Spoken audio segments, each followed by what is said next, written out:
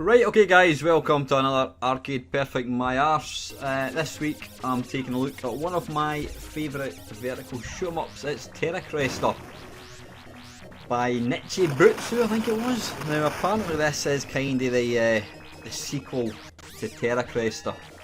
Now Terra Cresta is a complete bitch of game to play. It's so difficult. I'm not a fan of Terra Cresta. I like it in principle, but it's just too difficult. It's got really naff sort of sprite detection, or sprite collision, whatever you want to call it. But yeah, Terra Cresta is a completely different bag. I first played Terra Cresta on the Commodore 64. Like I said, living in central Scotland, I was never close to any, arcades at all. So yeah, the first time I got to know about Terra Cresta was when I played it on my C64, and it was only through the wonders of MAME that I got to discover this game. I wasn't a big fan of it on the C64, but when I got to play the main version, I really fell in love with it. It's quite a simple shooter. It's not a bullet hell shooter at all. It's a challenging game. It can be very difficult. But one thing I do like about it is every now and again you get power-ups. Now you'll hopefully see one soon. I do apologise about I noticed it's kind of a bit jerky in the video. Don't know why it's doing that. Absolutely no idea. But yeah, you get power-ups, which obviously upgrade your ship. Now these come in the form of little sort of numbers. There you go, see number 4s. So basically you get to shoot all the little number 4s, and then you can pick up the power up. Now one thing I like about this game is you can pick up multiple power ups, but when you get hit you only lose one of the power ups. So it basically means that as long as you can continue picking up power ups, you're never going to actually die. So it probably, the fact that I wouldn't say it's certainly not an easy game at all, but the fact that you can kinda infinitely keep going makes a big difference. But the music for me is a big part of it as well. I really enjoy the music. It kinda drives you on. It looks similar to Xavius, but I'm not a fan of Xavius because it's just too damn difficult. And the thing that I don't like about Xavius as well is the fact that you've got 2 buttons to press. You've got bombs and you've also got your missiles. I prefer my games nice and simple. I know exactly what I'm doing. Now in Terra Cresta, you just notice there, if you press the other button, whatever that may be, it splits. If you've got a power up, it splits your ship into multiple parts, which kind of increases your firepower. Pick up that number 2, I'll get a wee upgrade. There we go, that's quite a good one. But this is an excellent game, I love it. I really enjoy this game. Can you split? Can you power up? That's going back to normal again. I love the big T-Rex, that dinosaur things, whatever they are. There's not many shoot-em-ups that have dinosaurs in it, so bonus point to Terra Cresta.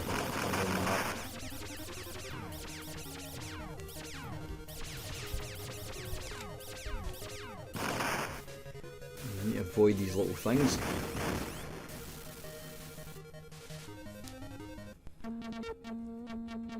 Right, anyway, that was the arcade one. Let's kick off with the one I played. This actually looks like it says Terra Cresta. It's actually Terra, yeah. This is a C64 one. It's got excellent music, this one.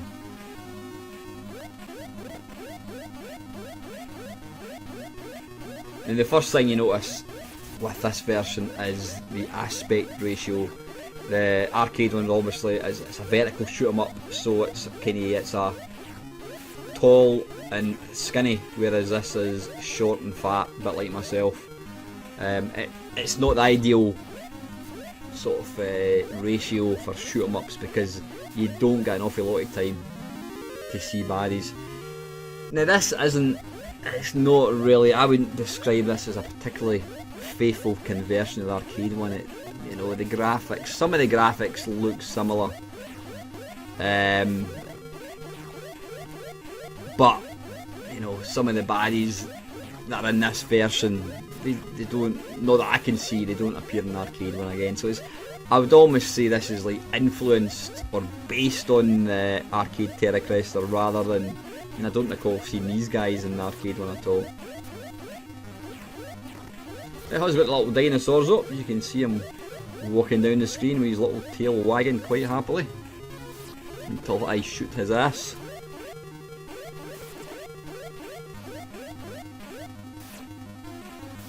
That's the thing about, you know, back in the day in 8-bit games, it always used to amaze me why like the Spectrum version of a game would be completely different from a Commodore 64 version.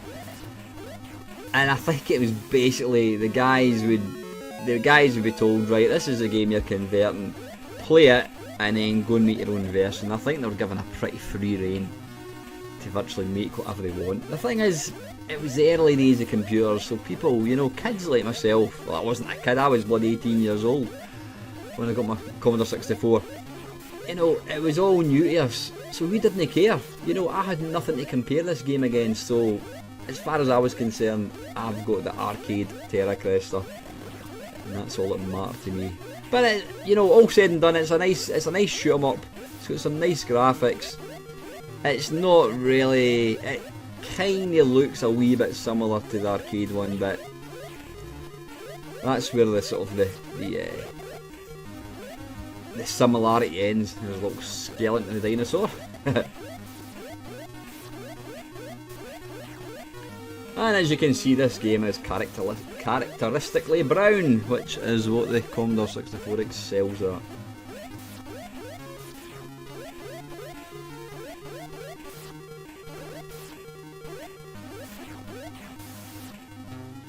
This game wasn't actually ported to many systems, as you'll soon find out.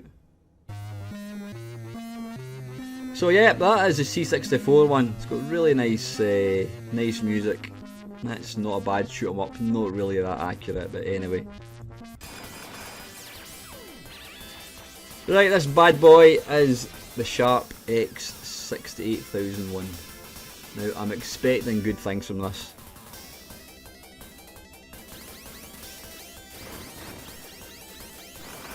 Yeah, this could be the arcade one.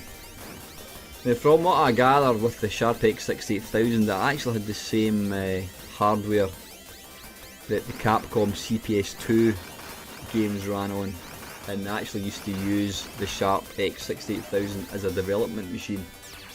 So, you know, the CPS2 games are far more advanced than the hardware that's required to run this, so you would expect pretty much an arcade perfect, and from what I can see here, it certainly looks like it. Now, if somebody was to invent a Sharp X68000 Mini, I would be all over it, like a 1970s DJ over kids. Yeah, yeah, I would absolutely be all over a mini version of that. I think the chances of a mini Sharp X68000 being made is probably less than the chance of Scotland qualifying for another World Cup. Yep, that slim chance.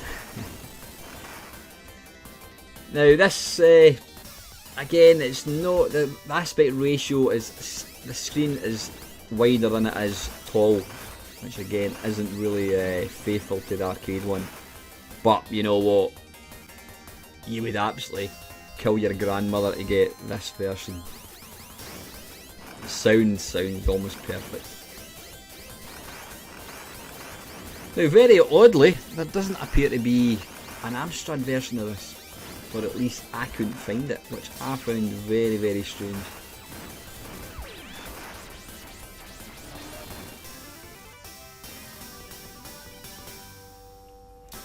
Yeah, that's pretty much arcade perfect, I would say.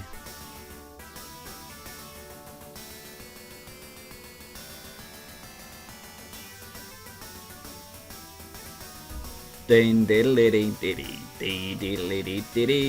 know why I'm putting my name in it, because as soon as I do, I'm going to switch it off and move on to the next one. Right, okay, that was the Sharp X68000. This next one is the Nintendo Entertainment System, or NES as it's popularly known as.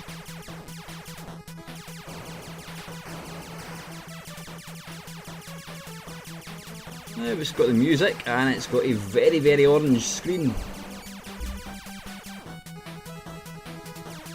Now you know what, this ain't half bad.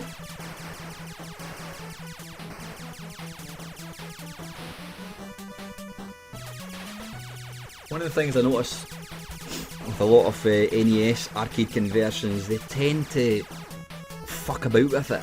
They tend to try and improve it. You know, they introduce extra levels, introduce other keys, or extra features. No, we don't want that. We just want to play the arcade. Well, maybe back in the day, you wanted extra levels, you wanted remixed levels, and extra power-ups and all that kind of thing, and tweak the levels. But me personally, I would much rather have an exact version of the arcade.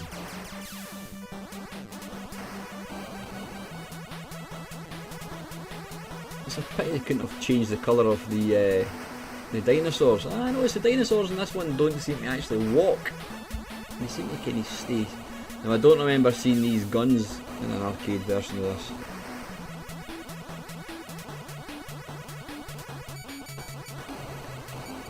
But this is pretty damn good, I've got to say.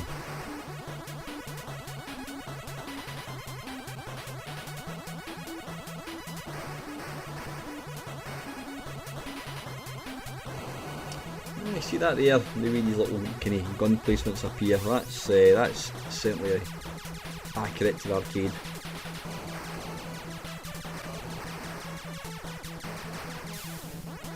So I'd have been a happy bunny if I had an NES back then and getting this for my Christmas.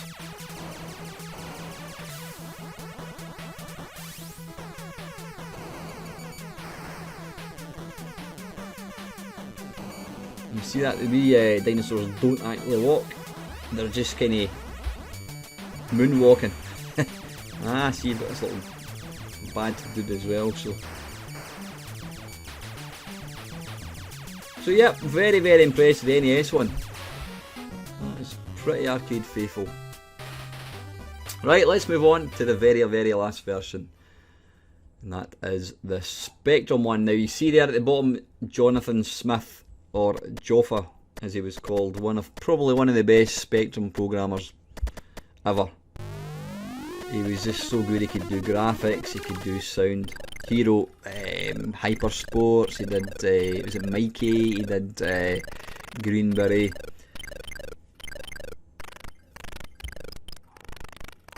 Now you see, back in the day, if I had seen this, I would have probably laughed at my mate.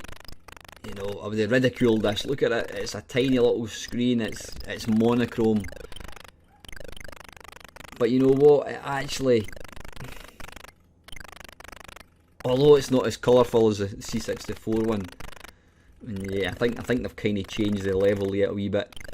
I would say this is, it looks more like the arcade one. Yeah, the actual screen level the actual screen size is very, very small, but it does feel more faithful to the arcade one.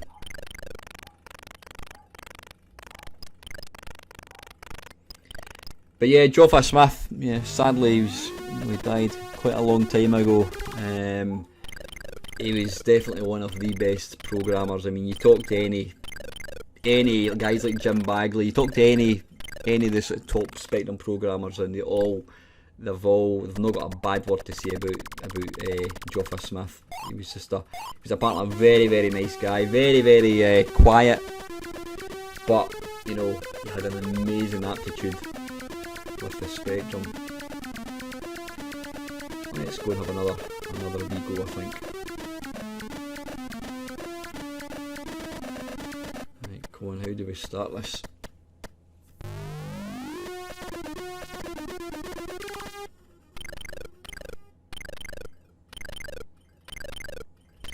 That sound effect is quintessentially Spectrum. Interested to see at the bottom, it's got the lives are actually ducks. Never seen that before.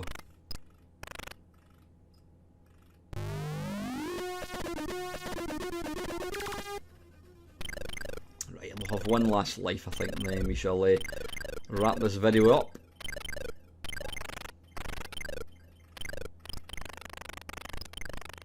Yeah, there's a lack in music, obviously, but I don't think that really detracts from the game at all.